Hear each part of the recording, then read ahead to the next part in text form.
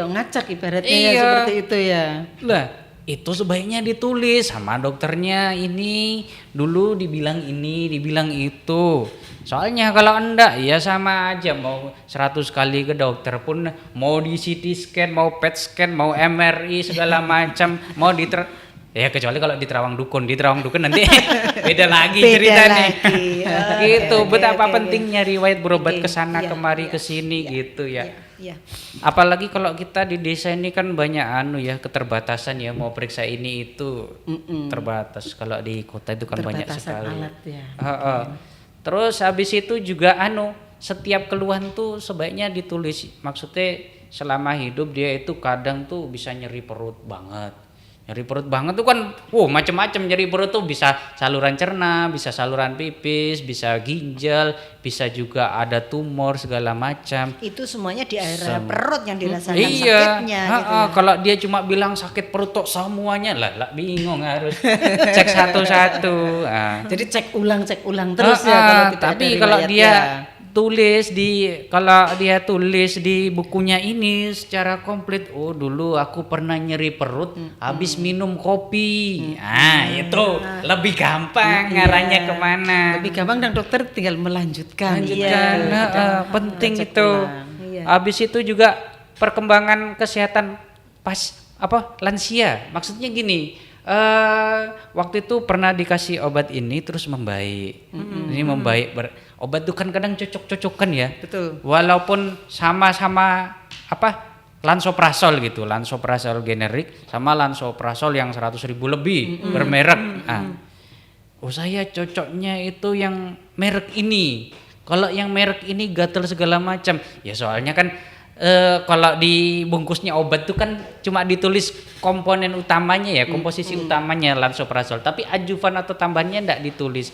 Sehingga ya wajar kalau orang itu cocok-cocokan. Soalnya adjuvan maksudnya tambahan-tambahan macam yang menyedikitkan efek samping, habis itu mempercepat penyerapan, itu kan enggak ditulis. Sehingga cocok-cocokan itu penting. Soalnya kan kita tahu lansoprazol ya udah ini Pak adanya, tapi merek lain enggak cocok, itu saya gatal-gatal. itu perlu ditulis. Terus juga itu tadi ya, masuk ke pemantauan penggunaan obat juga. Terakhir tentang informasi kesehatan. Lansia ini seringkali terjadi itu ya karena seringnya hidup sendiri itu ya, atau ya anggota keluarga lainnya sekolah, kerja segala macam. Akhirnya diomongi tetangga, umpamanya nyeri perut di sini. Waduh, iku ketoke lambungku. Waduh, iku ketoke liver iku. Waduh, minum ini itu. Dicobai semua, bukannya tambah sembuh, tapi tambah parah. Akhirnya tambah penyakit juga. Akhirnya tambah tambah stres. Itu banyak dokter, ternyata dialami itu banyak di masyarakat. Itu biasanya kan ketika dia itu sudah berobat kemana-mana gitu ya, ndak sembuh, terus apa jarene orang itu dituruti.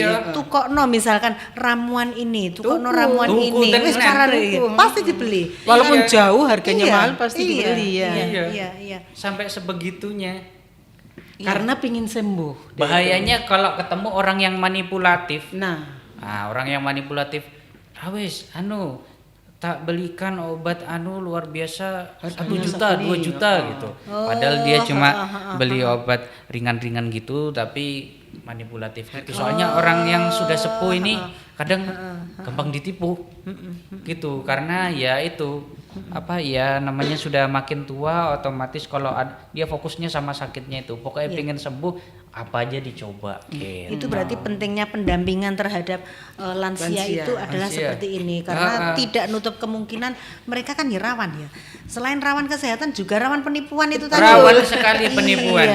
Banyak sekali, kasihan. Banyak kejadian-kejadian. Banyak sekali kasihan. Oke. Selanjutnya ini yang perlu diperhatikan lagi, yaitu hal-hal yang harus diperhatikan pada lansia. Nah, namun sebelumnya kami mengingatkan kembali kepada para pemirsa untuk kembali yang mau mengajukan pertanyaan bisa melalui live IG Dinkesta, channel live YouTube Dinkesta TV, dan Dinkesta Menyapa juga disiarkan langsung lewat radio RGR 90,1 FM.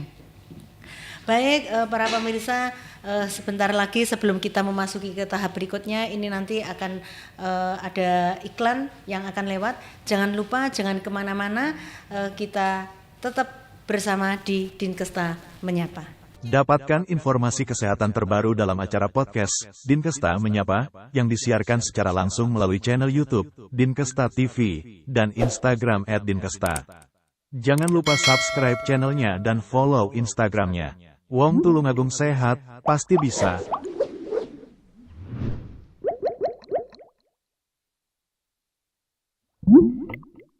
Dinkesta Menyapa, Wong Tulungagung sehat, pasti bisa.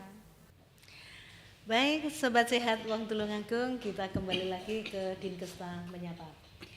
Dokter, ini ada beberapa pertanyaan nanti yang ditayangkan lewat IG, yaitu yang pertama dari Bu Yuyun Yudiawati. Selamat pagi dokter, izin bertanya, dokter, untuk penderita DM itu berapa persen bisa menurunkan penyakitnya ke anaknya? Monggo dokter. Oke. Sebelum kita jawab, perlu kita ketahui dulu ya. Nah, diabetes yang tuh ada diabetes tipe 1, ada diabetes tipe 2. Tipe 1 itu insulin dependent, artinya harus pakai insulin. Iya. Udah bawaan, udah autoimun segala macam itu. Kalau yang kedua tipe 2. Tipe 2 ini lebih cenderung karena gaya hidup. Jadi tergantung.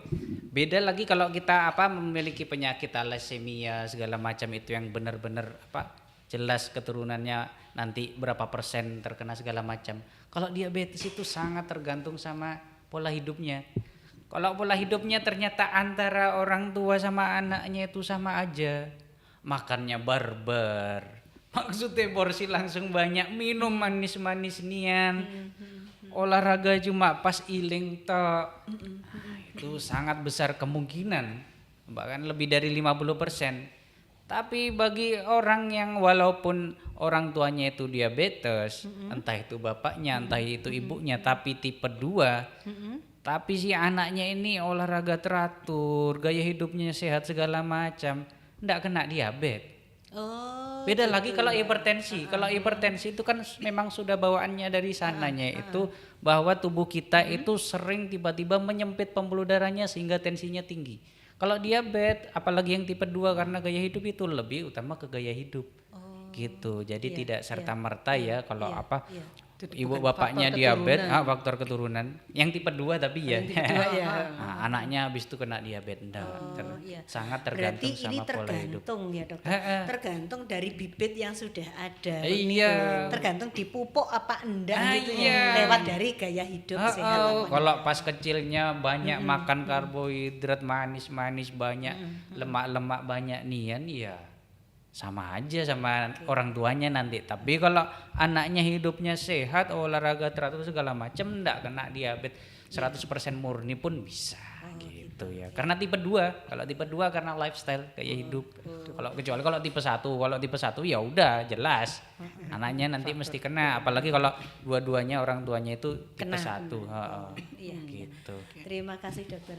Kemudian selanjutnya ada lagi pertanyaan dokter dari Wahyu. Diet yang bagus bagi penderita diabetes apa saja dokter? Oh iya, jadi gini ya. Ini yang perlu kita simak sama-sama ini. Saya perlu tekankan lagi kalau orang diabetes tuh mau makan apa aja itu gula darahnya itu tinggi karena tidak terserap tubuh. Jadi yang terjadi itu gini, lucu. Jadi kalau kita mau tahu makanan apa yang sehat untuk orang diabetes itu bisa cari di internet tuh yang indeks glikemiknya rendah. Misal contoh bandingkan antara nasi sama potato ya, kentang. Nasi indeks glikemiknya lebih tinggi. Nah, otomatis dia menaikkan gulanya lebih tinggi. Nah, sehingga kalau makan nasi ya dikit-dikit aja, lauknya harus lebih banyak. Tapi lauknya jangan macam yang kolesterol tinggi, asam urat tinggi. Nanti enggak diabetes tapi serangan jantung, gagal ginjal, nyeri persendian. Berarti diperbanyak ke lauk sayuran. dengan protein nabatinya. Gitu kah, Protein dokter? nabati oke, protein hewani oke, asalkan tidak berlebihan. Oh, gitu. Nggih, Soalnya nggih, segala siap-siap. sesuatu yang berlebihan pasti menimbulkan efek yang tidak baik. Gitu ya. Jadi kalau kita mau tahu orang-orang diabetes tuh apa aja yang bagus itu, kan kita makan tuh ada karbohidrat, ada protein, ada lemak ya. Iya. Yang karbohidratnya kita cari yang indeks glikemiknya rendah. Gitu. Jadi kan orang-orang di desa ini lucu. Oh saya tidak makan nasi, tapi kok gulanya tinggi nih, kenapa? Makan singkong.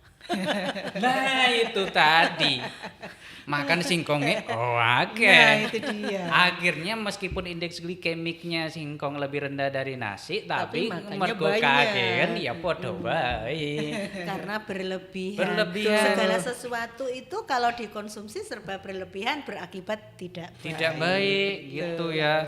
Terus habis itu kalau orang diabetes ya janganlah minum manis-manis. Kalau mau minum teh, kopi atau minuman lainnya ya gantilah gula pasir itu diganti sama gula buatan macam Tropicana, macam stevia yang tidak menaikkan gula tiba-tiba. Sama juga gini, minuman-minuman manis itu ya, minuman-minuman manis itu tersedia banyak ya. Maksudnya biasanya cucu-cucu nih atau anak-anak itu apa beli gitu. Wah si mbahnya nih dibeliin juga lah, icip-icip. Nah, icip-icip dikit aja udah drastis. Nah, jadi jangan yang manis-manis gitu ya. Sama karena sekarang itu udah terjadi, saya sering ketemu pasien masih usia 20-an udah gagal ginjal. Banyak sekali sekarang ya. Itu paling Padahal banyak. masih muda loh. Betul. Iya. Gagal ginjal yang utama dari diabetes atau dari hipertensi yang paling banyak. Dari Kalau diabetes. yang soalnya yang muda-muda ini makannya barbar segala macam, minumnya barbar segala macam, akhirnya terjadi resistensi insulin, diabetes, habis itu gagal ginjal. Dia nanti mesti gini, tensiku dulu tidak pernah tinggi loh, tapi dia minum manis terus, makan barbar. Akhirnya waktu gagal ginjal otomatis tensinya tinggi. Gitu. Soalnya kalau gagal ginjal itu kan apa yang mengatur tekanan darah itu jadi loss. Nah, maksudnya loss itu akhirnya tidak terlimit, tidak terbatas, akhirnya tinggi gitu. Itu ya soalnya sedih banget. Kadang kan kita di puskesmas tuh ke mana-mana ya, ke sekolah-sekolah itu loh. SMA kok udah banyak yang nganu ya. Iya, Gula, waktu kita screening gitu ternyata didapatkan banyak yang gula darahnya Gula darahnya itu tinggi. Iya, iya. sudah termasuk prediabetes. Betul. Jadi gula darah acaknya itu lebih dari 126 sampai 199 itu udah prediabetes. Prediabetes itu maksudnya harus hati-hati nih kalau Lampu kuning sudah ya, Dok, ya? lampu kuning. ya. Kalau kalian nih anak-anak muda ini tetap barbar kayak gini, ya pasti nanti usia makin bertambah bisa diabetes. Gitu. Oke. Terima kasih dokter. Jadi para pemirsa sekalian bahwa ternyata untuk menuju sehat itu memang harus diawali sejak dini. Jangan kita nanti menunggu ketika usianya sudah senja kita menotok agar ini kita sehat. Jangan seperti itu ya. Untuk menjalani hidup sebagai lansia tidaklah mudah. Tapi bisa menjadi momen-momen yang indah apabila diisi dengan tubuh yang sehat dan jiwa yang bahagia. Oleh karena itu, penting bagi kita yang masih muda ini menolong para lansia agar mereka tercapai kesehatan tubuh dan jiwanya sehingga bisa saling berkontribusi terhadap kemajuan bangsa Indonesia. Yang terakhir dokter, untuk closing statement narasumber, monggo dokter Fahmi mungkin bisa menyampaikan kepada para pemirsa terutama wong Tulungagung sehat. Monggo dokter. Oke, iya. Setelah kita ngedap berusaha ngomongin lansia dari timur ke barat, selatan ke utara, Ke timur lagi. akhirnya ada yang perlu saya tekankan ya. Ya namanya kita hidup itu kalau umur kita sampai pasti nanti jadi lansia. Iya, Insya insya Allah. Allah. Gitu ya. Insya Allah. Dimana kalau lansia ya udahlah semua terjadi penurunan fungsi segala macam. Tapi sebagai kita yang masih muda, aslinya kita masih bisa untuk memupuk kesehatan, baik kesehatan jiwa, kesehatan fisik supaya nanti lansia hidup bahagia sama keluarga, sama cucu kalau ada cucu, sama anak-anak kalau ada anak-anak, sama tetangga kalau ada tetangga. Ya iya ada tetangga, masa di hutan sendirian gitu. Jadi sejak muda itu kita biasakan hidup sehat supaya kita nanti kalau sudah tua itu ya sehat. Percuma nanti kita sehat secara fisik tapi ternyata secara batin tidak sehat. Loh kenapa kok tidak sehat? Ya karena terlalu sering mendengar omongan-omongan buruk, terus lihat-lihat di Facebook segala macam nih, melihat kenikmatan orang lain. Menimbulkan iri. Akhirnya menimbulkan iri dengki. Nanti sebagai lansia itu mesti ditanyai tonggonya segala macamnya, keluarganya. Loh ya apa, anakmu sekarang di mana, cucumu sekarang di mana? Akhirnya ya tambah stres. Kalau tambah stres ya percuma, sehat fisik tapi tidak sehat mental. Tidak sehat mental pun dapat menyebabkan tidak sehat fisik. Nah, sebagai contoh saling berkaitan. Iya, sebagai contoh itu stres terus karena dengar ocehan segala macam itu, akhirnya perutnya jadi makan tak doyan, lama-lama tukak di lambung. Oleh karena itu sebagai lansia juga harus hidup sehat dan bahagia, baik secara fisik maupun secara psikis. Serta kita yang muda itu mensupport, jangan menyalahkan tiba-tiba, karena kalau menyalahkan tiba-tiba pasti ya yang lansia merasa tersinggung gitu ya. Terima kasih dokter. Mungkin closing statement dari Bu Istiani, monggo Bu Is. Baiklah, dari permasalahan yang banyak dihadapi para lansia, mari kita sebagai lansia harus rajin atau rutin memeriksakan diri di posyandu setiap bulannya. Dan juga untuk para lansia jangan lupa bahagia. Terima kasih. Baik, mari Sobat Sehat Wong Tulungagung, kita dampingi orang-orang tercinta kita, terutama orang tua kita, orang-orang yang kita cintai, mungkin nenek, kakek kita yang saat ini usianya sudah tidak muda lagi, kita dampingi mereka agar tetap sehat dan bahagia. Terima kasih saya sampaikan pada narasumber yang telah berkenan meluangkan waktunya untuk berbagi ilmu dan sharing dengan kita semuanya. Bahagia dan sehat di usia senja. Semoga apa yang sudah kita sampaikan hari ini bermanfaat bagi Sobat Sehat semuanya.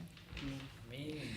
Jangan lupa para pemirsa untuk like dan komen serta follow di IG Dinkesta, kemudian di IG Puskesmasti dan serta YouTube Dinkesta TV. Ingat, wong Tulungagung sehat pasti bisa. Wassalamualaikum warahmatullahi wabarakatuh. Waalaikumsalam warahmatullahi wabarakatuh. Terima kasih dokter, terima kasih Bu Diani.